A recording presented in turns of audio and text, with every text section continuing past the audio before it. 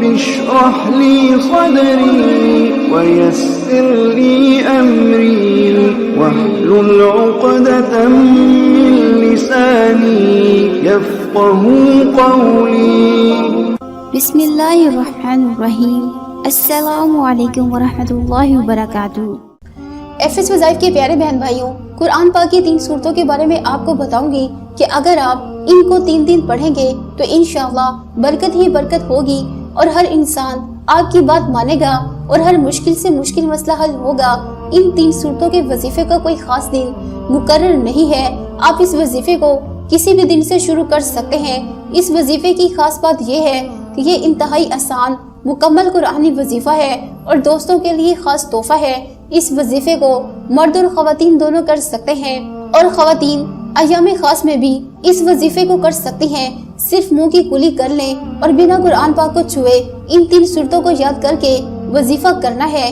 یہ وظیفہ مختلف حاجات اور ضروریات کے لیے کیا جا سکتا ہے. اس وظیفے کے لیے آپ کو الگ کمرہ اور مکمل تنہائی کی ضرورت ہے.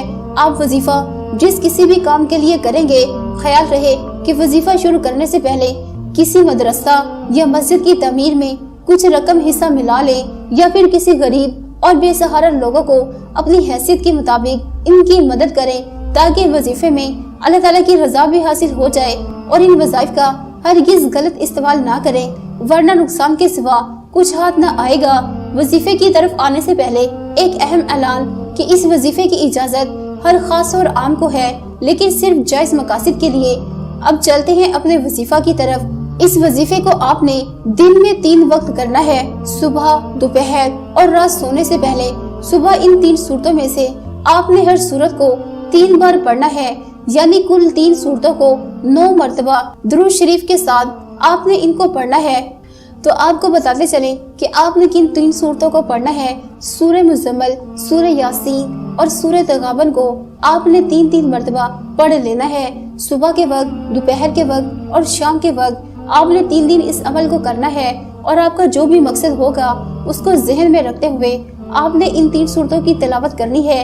انشاءاللہ آپ کا جو بھی مقصد ہوگا 3 دن کے اندر ہی آپ کو حاصل ہو جائے گا.